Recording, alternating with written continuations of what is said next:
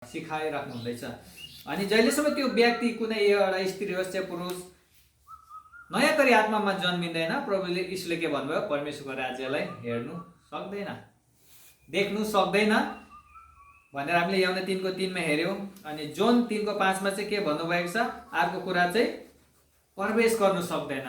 फर्स्टमा के छ, हेर्नु सक्दैन, दोस्रोमा चाहिँ प्रवेश गर्नु सक्दैन। अनि दुई प्रकारको बर्थ हुन्छ हाम्रो चाहिँ, एउटा शारीरिक बर्थ, एउटा आत्मिक बर्थ।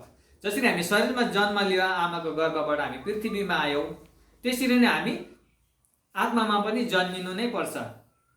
जहिलेसम्म तपाईँ र म आमाको गर्भमा थिए, जन्मेको थिएन, पृथ्वी कस्तो हामीले देखेको थियो, देख्नु सक्थिन। यो पृथ्वीमा हामी प्रवेश गर्न सक्थिन, किनभने हामी जन्मै भएको थिएन नि त।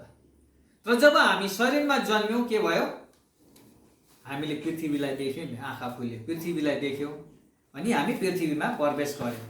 त्यसरी नै परमेश्वरको राज्यमा प्रवेश गर्नको लागि प्रभुले के भन्नुहुँदैछ, नयाँ गरी आत्मामा जन्मिनुपर्छ। जबसम्म तपाईँ र म नयाँ गरी आत्मामा जन्मिँदैन, जसरी हामीले आमा गर्भमा हुँदा पृथ्वीलाई देख्नु सकिन, पृथ्वीमा प्रवेश गर्न सकिन, त्यसरी नै हामी आत्मिक दुनियाँको कुरा हामी जान्नु सक्दैन, परमेश्वरको राज्यलाई हेर्नु सक्दैन, परमेश्वरको राज्यमा प्रवेश गर्न सक्दैन। जसरी तपाईँ र म शरीरमा जन्मियो, अनि शरीरमा जन्मेर जसरी पृथ्वीमा हामी प्रवेश गर्यौं, जसरी पृथ्वीलाई हामी हेर्यौं, त्यसरी नै आत्मामा जब हामी जन्मिन्छ अनि हामी परमेश्वरको राज्यलाई हेर्न सक्छ, अनि परमेश्वरको राज्यमा प्रवेश गर्न सक्छ। आत्मिक दुनियाँमा जसरी हामी शारीरिक दुनियाँमा प्रवेश गरे नि, त्यसरी नै हामी आत्मिक दुनियाँमा नि हामी प्रवेश गर्न सक्छ, नत्र भने हामी प्रवेश गर्न सक्दैन। हालेलुया। यदि म आमा गर्भमा भएको भए, पृथ्वीमा नआएको भए, म संसारमा हेर्न सक्थे सक्थिनँ, प्रवेश गर्न सक्थे सक्थिनँ। तर म जन्मिएँ शरीरमा, अनि पृथ्वीलाई हेरिरहेको छु, अहिले पृथ्वीमा प्रवेश गरेँ, हैन, प्रवेश गरेँ। तर अर्को के रहेछ, म त फेरि आत्मा पनि जन्मिनु पर्ने रहेछ। किन भन्दा चाहिँ म त पापी थियो रहेछ नि त। पापको कारणले फेरि पनि परमेश्वरको राज्यलाई मैले हेर्नुको लागि, परमेश्वरको राज्यमा प्रवेश गर्नुको लागि चाहिँ म चाहिँ फेरि नयाँ गरी चाहिँ जन्मने आवश्यक नै थियो रहेछ नि त। अनि मात्रै म परमेश्वरको राज्यलाई हेर्न सक्थे रहेछ, अनि परमेश्वरको राज्यमा प्रवेश गर्न सक्थे रहेछ। तर जब म शरीरकै मात्रै जन्म लिएको थिएँ, म परमेश्वरको राज्यलाई हेर्न सकेको थिइनँ। त्यति बेला परमेश्वरको राज्यमा प्रवेश गर्ने म योग्यकै थिइनँ, किन भन्छ पापको कारण। त्यसै कारण प्रभु यीशुले निकोदेमसलाई भन्दैछ, जो इजरायलको गुरुलाई सम्झाउँदैछ, कोही व्यक्ति जहिलेसम्म नयाँ गरी जन्मिँदैन, आत्मामा जन्मिँदैन, त्यो व्यक्ति परमेश्वरको राज्यलाई हेर्न सक्दैन, अनि परमेश्वरको राज्यमा प्रवेश गर्न सक्दैन।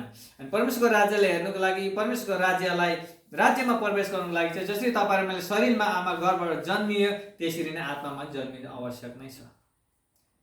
जसरी शरीरमा तपाईँ र म आमा गर्भबाट जन्मिए, त्यसरी नै आत्मामा जन्मिनुलाई चाहिँ प्रभु यीशु ख्रीष्टद्वारा मात्रै हामी जन्मिन सक्छौँ, कोहीद्वारा जन्मिँदैन, हैन। आत्मामा जन्मिनुलाई के हुन्छ, हामी प्रभु यीशु ख्रीष्टद्वारा मात्रै जन्मिन सक्छ। प्रभु यीशु ख्रीष्ट बिना हामी जन्मिन सक्दैन। आस्ते आस्ते हेर्दै जान्छौँ पछि पछि, हैन, कसरी जन्मिन्छ, जन्मेपछि कस्तो कस्तो हुन्छ, धेरै कुरा छ, बहुत सिक्ने कुरा छ, हामी आस्ते आस्ते सिक्नेछौँ। म आज बेसी बोल्दिनँ पनि, हैन, किन यो नोट्स मैले पुरा बनाएको नै छुइनँ।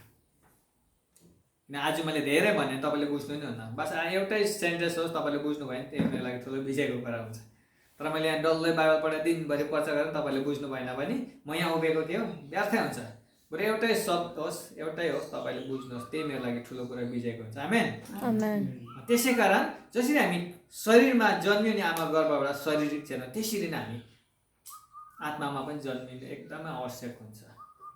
आज धेरै यीशुको नाम लिइराखेको छ। अस्ति हामी सन्डे सुनिरहेको थिएन, हाम्रो पास्टर नोयल ज्यूकोबाट, वो 25 साल थियो अरे, तर पुरानै नजन्मी जिइराख्नु भएको थियो अरे। अनि अहिले नि धेरै इसाईहरू यस्तो छ, प्रभु यीशुलाई विश्वास गरेको छ, चर्चमा जाँदैछ, तर आत्मामा अहिले पनि उनीहरू जन्मेको छैन। त्यसै कारण उनीहरूले